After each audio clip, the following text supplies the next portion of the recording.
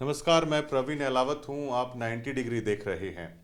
अभी हाल ही में जो निकाय चुनाव हुए हैं उसमें हालांकि उम्मीद तो थी, लेकिन कहीं ना कहीं उम्मीद लगा रहे थे कि क्या कांग्रेस कुछ ना कुछ कड़ी टक्कर है वो दे पाएगी, लेकिन ऐसा नहीं हुआ है। और विधानसभा का जो सत्र चला हुआ है, हालांकि कल मुख्यमंत्री नायब सिंह सैनी है अपना पहला बजट है वो पेश करेंगे, लेकिन उससे पहले भी जो अरविंद शर्मा रामकुमार गौतम की जिस तरीके से आपस में जो बातचीत हुई है, उसको हरियाणा का बुद्धिजीवी वर्ग है वो अलग तरीके से देख रहा है कि और क्रिटिसाइज हो रहा है उन बयानों का। डॉक्टर सतीश त्यागी हमारे साथ हैं, उनसे इन तमाम मुद्दों पर हैं बातचीत है हम करेंगे। डॉक्टर साहब, सबसे पहले तो जी। जिस तरीके के चुनाव परिणाम आए हैं, हालांकि उम्मीद तो थी सरकार के साथ ही शायद इस तरह के चुनावों में वो लोग हैं, जनता है अक्सर जाती है, लेकिन आपको क्या लगा? कांग्रेस क्या कहाँ पे कमी रही? लगा नहीं कि कोई मुकाबला भी कांग्रेस के साथ में था? देखिए, जैसा आपने कहा कि चुनाव के रिजल्ट प्रत्याशित थे, एक्सपेक्टेड थे नो नो डाउट। बट अगर आप लड़के हारें तो बात समझ में आती है। बिना लड़े ही आप सरेंडर करते हैं, आत्मसमर्पण करते हैं, पहले से ही अपने आप को ये मान के चलें कि हमारा तो कुछ नहीं होना। तो उसमें ना तो केवल लड़ाई में मज़ा आता है, बल्कि आपके पीछे जो सेना खड़ी है उसमें एक निराशा का भाव उत्पन्न होता है। सेना का मतलब है मेरा कार्यकर्ताओं से। कार्यकर्ता ये लड़ाई लड़ने के लिए तैयार बैठे थे, चूँकि उनको एक मौका मिल रहा था कि लोकसभा और विधानसभा की जो हमारी हार हुई है, तो उसके बाद एक मौका ऐसा है कि जब हम कुछ ना कुछ अपने आप को अपनी ताकत से लड़के मैदान में खड़ा हुआ दिखा सकते हैं। लेकिन वो नहीं हुआ। इससे कार्यकर्ताओं में कांग्रेस पार्टी के बहुत निराशा है। अच्छा, चूंकि इसमें जो और राजनीतिक दल है वो मैटर नहीं कर रहे थे, जो क्षेत्रीय दल है, भारतीय जनता पार्टी और कांग्रेस के बीच ही सीधा सीधा मुकाबला था। तो ऐसे में भारतीय जनता पार्टी को एक बिल्कुल साफ मैदान दे देना, वॉक ओवर जिसको कहते हैं, वो राजनीतिक रूप से बहुत ही दुखदाई है, नहीं देना चाहिए। क्योंकि राजनीति, प्रवीण जी, मेरी ये समझ है कि लोकतंत्र में राजनीति केवल नेताओं के लिए नहीं होती, इसके केंद्र में होती जनता। और अगर जनता कोई मन बना चुकी है और वो चाहती है कि हमारी जो अभिलाषाएं, हमारी इच्छाएं हैं, वो हमारे मतदान के जरिए अभिव्यक्त हों, तो वो चीज़ें, वो सुविधा जो है राजनीतिक दलों ने देता है। तो मैं ये मानता हूँ कि कांग्रेस पार्टी ने जिस हिसाब से और जिस कमजोरी से ये चुनाव लड़ा है, जैसे तैसे, वो जनता के साथ विश्वासघात है, लोकतंत्र के आत्मा के कतई विरुद्ध है। और जनता से कांग्रेस के नेताओं को माफ़ी मांगनी चाहिए। और उसके बाद में, परिणाम आने के बाद में जिस तरह की प्रतिक्रियाएं आई हैं नेतृत्व की, वो बहुत ही चौंकाने वाली हैं। कि उन्होंने गंभीरता से नहीं लिया। जब उनसे पूछा गया कि किस तरह का परिणाम है, आपके गढ़ में भी सेंध लग गई, तो उन्होंने कहा कि ये तो कोई विशेष बात नहीं है, तो पहले भी हम नहीं थे, हम अब भी नहीं है। तो ये सिलसिला तो मेरे ख्याल से अगले चुनाव में भी होना चाहिए और उसके बाद भी होना चाहिए। अगर यही तर्क आपके हैं कि सब पहले से ही हम वहाँ नहीं थे, तो फिर क्या फ़ायदा क्या है? फिर आपने विधानसभा का चुनाव भी क्यों लड़ा? तो ये जो सारा हुआ है, पूरा का पूरा निकाय चुनाव के माध्यम से जो राजनीति उभरी है हरियाणा में, इसको विपक्ष ने बहुत ज़्यादा निराश किया लोगों को, और ये स्थिति पैदा नहीं होनी चाहिए थी। अरविंद शर्मा को अब जैसे गोहाना में जो उन्होंने चुनाव जीता, तो काफ़ी चर्चाएं होने लगी लगी थी उनके कद को लेकर।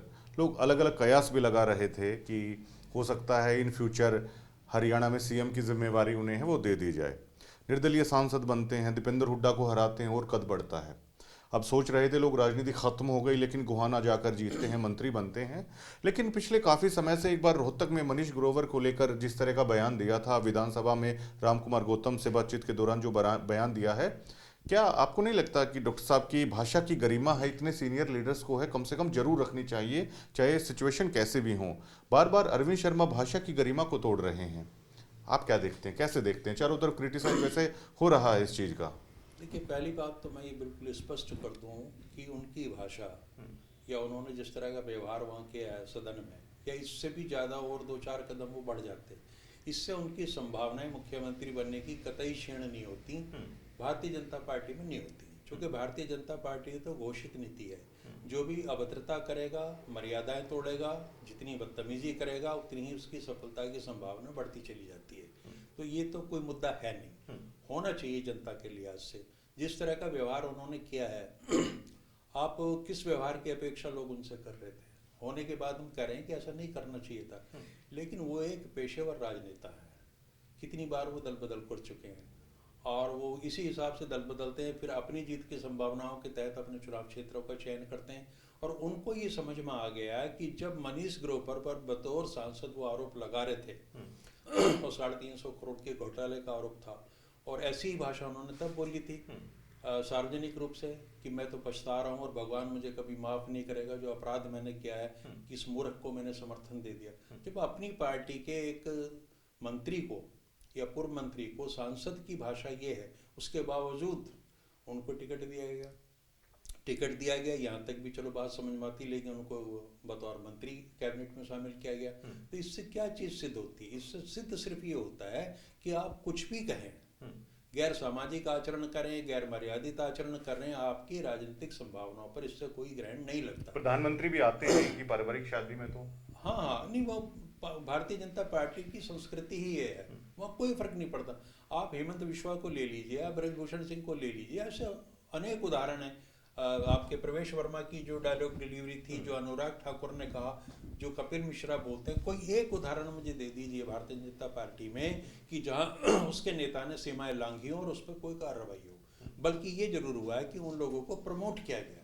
तो वही मैं कह रहा हूँ, भारतीय जनता पार्टी का जो चाल चरित्र चेहरे वाली बात थी वो पूरी तरह से बदल गई है। आज की भाजपा बहुत ज़्यादा आक्रामक है। उनको ये लग रहा है कि हम एक विश्व विजय के अभियान पर निकले हैं और हमारे रास्ते में जो भी आएगा उसको हम साम दाम दंड भेद से हिंसा के जरिए चुप करके बिठा देंगे। तो ये कोई बड़ी बात अरविंद शर्मा के लिए नहीं है। और जो सदन में हुआ वो तो प्रवीण जी इसलिए भी बहुत शर्मनाक है, लज्जाजनक है कि पक्ष विपक्ष में ये चीज़ हो, वहाँ भी मैंने इस तरह का नहीं देखा, इस तरह के हमले होते हो। अगर हों भी पक्ष विपक्ष में तो बात समझ में आती है, लेकिन एक ही दल के दो बड़े नेता और एक ही समुदाय के एक दूसरे पर इतना घिनौना आरोप लगा रहे हैं। जब रामकुमार गौतम जी ने ये कहा कि ये तो फ्रॉड है और सैकड़ों लोगों के पैसे ये खा के बैठ गया कि पेट्रोल पंप दिला दूंगा, ये दिला दूंगा, उन्होंने एक उदाहरण भी दिया कि मेरे अपने रिश्तेदार से पैसे ले लिए। तो क्या सदन में दिया गया ये वक्तव्य उनके अपने आप में एक आधार नहीं हो सकता इसकी जांच कराने का इस मुद्दे पे? अगर वो किसी राजनीतिक सभा में गौतम ये बात बोलते तो बात समझ में आती, लेकिन अब जब सदन में एक वक्तव्य दे रहे हैं तो उसका अर्थ ये है कि वहाँ जो मुख्यमंत्री बैठे हैं उनको संज्ञान लेना चाहिए और उनकी जांच के आदेश तभी देने चाहिए। अब कहा जा रहा है कि रामकुमार गौतम जी का एक वीडियो आ रहा है जिसमें वो कह रहे हैं कि भाई हमें अपना भाईचारा खराब नहीं करना चाहिए और हम दोनों पार्टी के अनुशासित कार्यकर्ता हैं। तो उस दिन क्या हो गया था कि अनुशासन उनको याद नहीं रहा? तो उस दिन क्या, वो तो होली के पहले की घटना है ना, आपने इतनी भांग नहीं पी थी, अफीम नहीं खाई थी कि आप यही भूल गए कि आप अनुशासित कार्यकर्ता हैं। तो कुल मिला के जो भी कुछ हुआ है उससे आप देखिए हरियाणा की जनता में तो निराशा है। लोग हंस तो देते हैं एक बार को और मुझे तो ताज्जुब हुआ कि सदन में जब ये सब चल रहा था वार्तालाप, लोग हंस रहे थे, ठहाके मार रहे थे। और तो और विधानसभा के अध्यक्ष जिनसे अपेक्षा की जाती है कि उनका आचरण बहुत ही संतुलित होगा, वो भी मजे ले रहे थे इन सारी चीज़ों के। उन्होंने तब एक्शन लिया जब उनको लगा कि चीज़ें बहुत आउट ऑफ कंट्रोल हो रही हैं। तो यहाँ तो चाहे विधानसभा अध्यक्ष हों, चाहे मंत्री हों या विधायक हों या जो और साथी विधायक बैठे, किसी ने भी अपने ऊपर जो उनकी एक मर्यादा होनी चाहिए उन सबको किसी ने पास नहीं किया, बल्कि उनका उल्लंघन किया, घोर उल्लंघन किया। और मैं इसको इस दृष्टि से देखता हूँ कि ये हरियाणा का अपमान है, हरियाणा की जनता का अपमान है। और इसे केवल ऐसे ही खारिज कर देना कि चलो कोई बात नहीं है, हंसी का माहौल है, मखौल चल रहा है, इसको आप ऐसा नहीं कर सकते। बीजेपी को घेरने के लिए चाहे विधानसभा की बात हो, कांग्रेस के नेता बिखरे बिखरे से नजर आ रहे हैं। ऐसा लग रहा है कि वो इंडिविजुअली अपनी राजनीति को ज्यादा तहरीज है वो देना चाहते हैं कि उनकी खुद की राजनीति संभले। भूपेंद्र सिंह हुड्डा हैं, एज ए एक्टिंग विपक्ष के नेता हैं, वो अपना रोल है वो अदा कर रहे हैं। तो आपको नहीं लगता कि कांग्रेस है उस तरीके से वो दबाव है वो फिलहाल तो बनाते हुए नजर है वो नहीं आ रही है? ये सवाल बार बार लोग हैं जानना चाहते हैं कि कब है आला कमान है विपक्ष का नेता है वो तय कर देगी। क्या आपको नहीं लगता कि इससे ज्यादा संभावनाएं प्रबल हो जाती हैं? बीजेपी के नेता फिर इस तरह की चीजें हैं वो लाते हैं क्योंकि उन्हें नजर आ रहा है कि विपक्ष है नहीं किसी चुनौती पेश करने के लिए। देखिए, जनता ने तो भरपूर विपक्ष दिया है, 1% मतों का अंतर है केवल सत्ताधारी दल में और विपक्ष में। तो जनता ने तो उनको पूरी जिम्मेवारी दी है, 37 विधायक दिए हैं कि आप जम के हमारी लड़ाई लड़िए। लेकिन अगर वो अपनी व्यक्तिगत चीज़ों में ही उलझे रहेंगे कि हमारा एलओपी नहीं बन रहा, हमारा पीसीसी प्रेसिडेंट नहीं बन रहा, तो मैं तो इसको भी जनता के साथ में विश्वासघात मानता हूँ। आपको एक जिम्मेवारी दी है और इतने सारे मतों से दिया है, इतने सारे विधायक दिए हैं, तो आपको वो जो जनता आपसे अपेक्षा कर रही है विपक्ष के नेता के रूप में, वो आपको करना चाहिए। हुड्डा साहब की जहाँ तक बात, देखिए एलओपी हो चाहे पीसीसी प्रेसिडेंट हो, कांग्रेस में कल्चर है, इन सबसे बड़ा होता नेता। भूपेंद्र सिंह हुड्डा एलओपी हो या ना हो, पीसीसी प्रेसिडेंट हो या ना हो, कोई फर्क नहीं पड़ता, क्योंकि वो हरियाणा कांग्रेस के सुप्रीमो हैं आज की तारीख में। और जब वो सदन में बैठते हैं तो उनका उनका उनके लिए कोई जरूरी नहीं है कि वो विधानसभा के कोई वैधानिक नेता बने या उस तरह की बात है। उनके पास 37 विधायक और उनके जरिए जो जनता है करीब करीब 40%, उसकी जिम्मेवारी है कि उनको उन मुद्दों को उठाना चाहिए जो उनसे लोग अपेक्षा कर रहे हैं, और वहाँ पे इस तरीके का माहौल बनाना। दूसरी बात क्या है कि जो और क्षेत्रीय दल है, हैरत की बात ये देखिए, विपक्ष में तो इनेलो भी है, विपक्ष में कोई और पार्टी भी होगी, लेकिन सबके निशाने पर कांग्रेस है। तो कांग्रेस तो इनेलो के लिए भी विपक्ष की नेता है।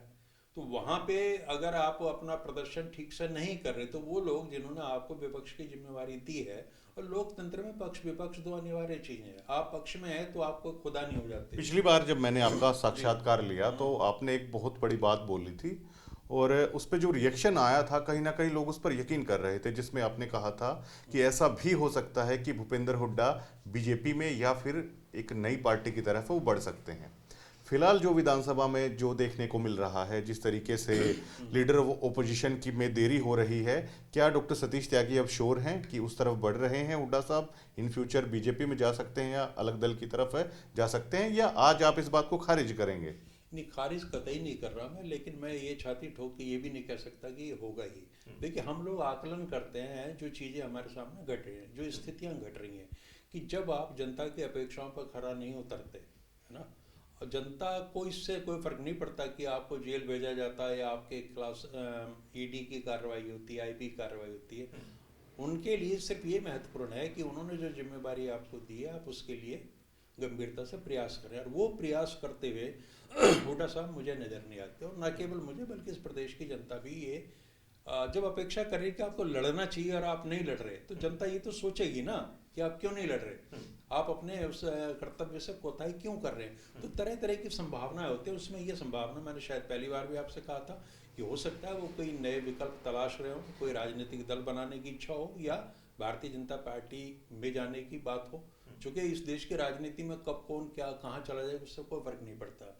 और ये कहना कि साहब, बहुत से लोग ये कहते हैं कि हुड्डा साहब के खिलाफ तो माहौल बहुत है और भारतीय जनता पार्टी उन्हें लेकर आत्महत्या कर लेगी, ये कुछ नहीं, इनका कोई अर्थ नहीं है। जनता की याददाश्त बहुत छोटी होती है, और पहले भी अतीत में भी ऐसे बहुत लोग हैं जो इस तरह के स्थिति में थे और जिनकी लोकप्रियता भी कुछ नहीं थी और जो एक तरीके से कलंकित थे, लेकिन भारतीय जनता पार्टी में वो समाविष्ट हुए।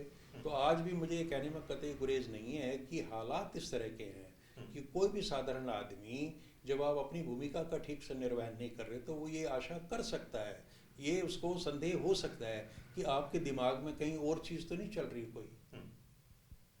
क्या दीपेंद्र हुड्डा की काबिलियत पर सवालिया निशान मानते हैं डॉक्टर सतीश त्यागी?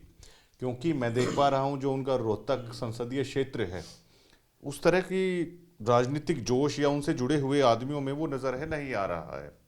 क्या आपको लगता है कि जिस मझधार में, जिस दलदल में कांग्रेस पार्टी है, या जिस सिचुएशन में हुड्डा साहब की राजनीति है, दीपेंद्र हुड्डा यहाँ से निकाल कर ले जा सकते हैं? क्या इतनी काबिलियत आप मानते हैं उनमें?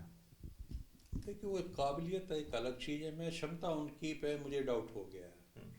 और मेरी निष्कर्ष ये है कि दीपेंद्र हुड्डा तब प्रभावी हैं जब वो सत्ता में हैं। तो जैसे एक कार्यकाल था उनका 2005 से लेके 14 जब तक चुनाव हुए, तो उस समय चूंकि वो सत्ता में थे तो उस हिसाब से वो इफेक्टिव थे।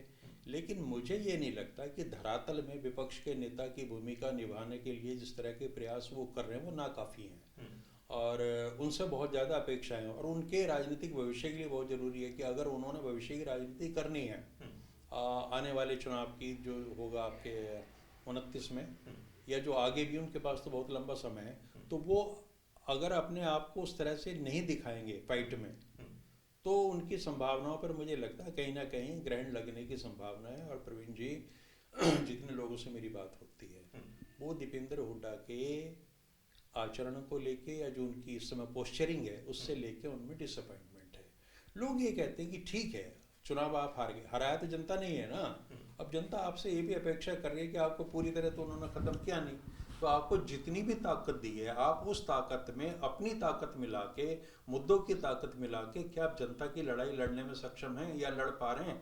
तो उस मोर्चे पे मुझे लग रहा है कि दीपेंद्र हुड्डा वो जो अपेक्षा थी उनसे उस पर वो खरा नहीं उतर रहे, वो काम नहीं कर पा रहे। और आज भी एक तो मुझे ये है कि भूपेंद्र सिंह हुड्डा जी को अपने बेटे को अगर आगे बढ़ाना तो ये कमान उन्हें दे देनी चाहिए इस समय। This is the high time, क्योंकि दो पीढ़ियों में एक व्यवहार की और चीज़ों को लेने के एक अंतर होता है। हुड्डा साहब का जो आचरण है, जो उनकी शब्दावली है, जो उनकी भाषा है, वो भारतीय जनता पार्टी की आक्रामकता के सामने कहीं नहीं ठहरती और इसी तरह के फिर संदेह पैदा होते हैं। अब उन्होंने कह दिया कि छोटे चुनाव में मैं नहीं जाऊंगा, लेकिन आप देखिए कितना गंभीर प्रश्न है। आपके मेयर के चुनाव आपके हाथ के पंजे के निशान पे हो रहे हैं। पंजे के निशान का मतलब है कि कांग्रेस की प्रतिष्ठा और कांग्रेस की सारी नीतियां और कांग्रेस का पूरा दर्शन उस हाथ के पंजे में समाहित हो गया है। लेकिन आप उसको कह रहे हैं कि वो जो छोटा चुनाव है मैं नहीं जा रहा, लेकिन आपके पुत्र तो गए हैं, कई जगह उन्होंने प्रचार किया। तो एक जिम्मेवारी ऑन करने वाली जो बात है उससे बचना नहीं चाहिए। आप भागी मत, आप इसको परिणाम को स्वीकार कर लीजिए और आप जनता से ये कह दीजिए कि जितना परिश्रम हमें करना चाहिए था हम उतना नहीं कर पाए, और या तो हम ओवर कॉन्फिडेंस में थे या हमने ये सोचा कि भाई सत्ताधारी दल है और स्थानीय चुनाव में इस तरह का उनका प्रभाव लक्षित होता है। लेकिन वो ये भी नहीं कह रहे, उन्होंने इसको कहा कि छोटे मोटे चुनाव है मैं नहीं जाता। तो ये जो सोच है ये बहुत गलत है। और दीपेंद्र सिंह हुड्डा ने तो रोहतक शहर में अपने हमारे पार्षदों के लिए मीटिंग की है। तो आप नहीं जा रहे लेकिन आपके पुत्र जा रहे हैं जो सांसद है, इसका मतलब आप गंभीरता से ले भी रहे हैं और गंभीरता से ले भी नहीं रहे, फिर तो आपको चुनाव चिन्ह पर लड़ना ही नहीं चाहिए था। तो भूपेंद्र सिंह हुड्डा को मुझे ये लगता है कि अब विश्राम कर लेना चाहिए और अगर आगे दीपेंद्र हुड्डा ने ही राजनीति करनी है तो दीपेंद्र हुड्डा को अब अपने उस रूप से बाहर निकलना पड़ेगा। ये एहसास छोड़ने पड़ेंगे कि हम 10 साल सत्ता में रहे हैं, हम चीफ मिनिस्टर रहे हैं और हमारी अपनी एक ताकत है, और अब ठीक है थोड़ा सा वक्त आ गया जब हमारी चीज़ें नहीं चल रही और फिर अचानक चीज़ें ठीक होंगी और हम आ जाएंगे। ये जो तदर्थवाद है ना, एडोकिज्म है, ये अब आज के दौर की राजनीति में चलने वाला नहीं है। अगर दीपेंद्र हुड्डा ने कांग्रेस की राजनीति करनी है और अपने भविष्य की दृष्टिगत करनी है तो उनको सड़क पे आके संघर्ष करना पड़ेगा और अपने साथ उन लोगों को जोड़ना पड़ेगा। अब देखिए इंडियन नेशनल लोक दल की क्या हालत है, लेकिन वो पार्टी काम करता दिखती है। उन्होंने ग्रुप्स बनाए हैं कि भाई आप जाइए, मंत्री हैं, उस पूर्व मंत्री हैं, पूर्व विधायक हैं, जिम्मेवार लोग हैं, कि आप हर जिले में जाइए और जो हमारे कार्यकर्ता हमसे नाराज हो गए हैं किसी भी वजह से आप उनको लाइए मना के। ये धरातल पर काम करने की बात है। लेकिन आपका तरीका सिर्फ ये है कि आपका कार्यक्रम आ रहा है चंडीगढ़ दिल्ली से, आप 18 जगह चाय पियेंगे, 20 जगह आप कहीं शोक सभा में जाएंगे, 36 जगह आप जन्मोत्सव में जाएंगे और आके घर बैठ जाएंगे। उससे वो चीज़ें चलने वाली नहीं है। आपको अपनी पॉलिटिक्स को पॉलिटिकल बनाना पड़ेगा। ये जो नॉन पॉलिटिकल चीज़ें आप करते हैं इससे कोई असर नहीं होगा। आपको इश्यूज आइडेंटिफाई करने पड़ेंगे हर एरियाज के हिसाब से, अपने लोगों को फिर से ताकत देनी पड़ेगी, जो लोग नाराज हैं उनको साथ जोड़ना पड़ेगा और कार्यकर्ताओं की जो अपनी परेशानी है उनको समझना होगा। सिर्फ ये जान के कि जो फीडबैक मेरे पास आ रही है वही अल्टीमेट ट्रुथ है, इससे राजनीति होने वाली नहीं है। जो आपने कहा था कि उनकी काबिलियत, देखिए काबिलियत का मतलब होता है पोटेंशियल। पोटेंशियल उनमें है भाई, हाईली एजुकेटेड हैं, जवान हैं, सारी चीज़ें हैं, संसाधन उनके पास खूब हैं। अब उसका वो प्रयोग कैसे करेंगे, यहाँ पे क्षमता का सवाल आ जाता है कि आप उसको कैसे यूज कर रहे हैं।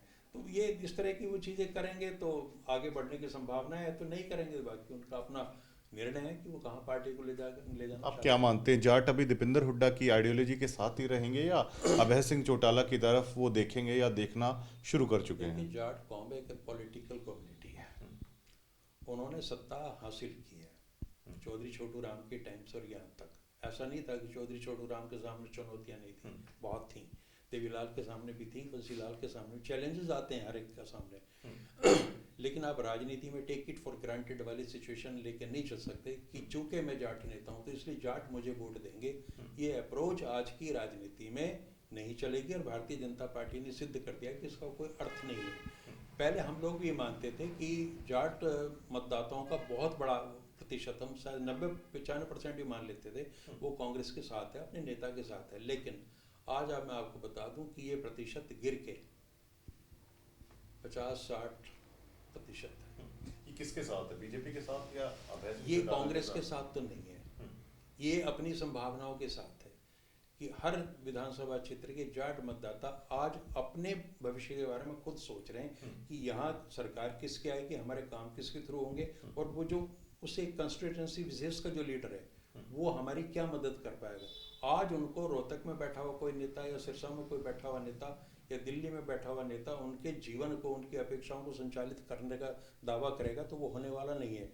पॉलिटिक्स, हरियाणा बहुत छोटा सा प्रांत है, इसमें रीजनल पॉलिटिक्स के बाद अब सब रीजनल पॉलिटिक्स आ गई। हर विधानसभा क्षेत्र की अपनी एक राजनीति है जिसे आप कहीं बैठ के सुप्रीमो की तरह केंद्र से आप उसको संचालित नहीं कर सकते। और विधानसभा के चुनाव के परिणामों ने बिल्कुल साफ कर दिया है, आपको बता दिया है कि आपकी पॉलिटिकल हैसियत क्या है, आप कहाँ तक सीमित हैं, कहाँ तक महदूद हैं, और इसमें भी सेंध लगेगी अगर आपने इसे गंभीरता से नहीं लिया और इस छवि को साफ नहीं किया कि कोई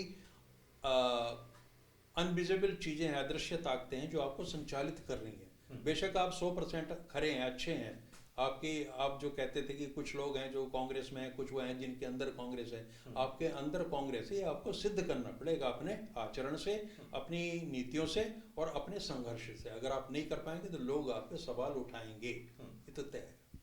बहुत बहुत शुक्रिया तमाम बातचीत जी के लिए। धन्यवाद। डॉक्टर सतीश त्यागी जी थे और तमाम चीज़ों पर हमने इनसे अपडेट्स ली हैं, चाहे निकाय चुनाव का जो परिणाम आया है, विधानसभा में जो चल रहा है, और वही वाला सवाल हो जाता है कि आखिरकार कांग्रेस कैसे बीजेपी के सामने है, वो खुद को है वो पेश कर रही है। तमाम चीज़ों पर डॉक्टर सतीश त्यागी जी ने अपनी जो बेबाक टिप्पणियों के लिए वो जाने जाते हैं वो रखी हैं। धन्यवाद।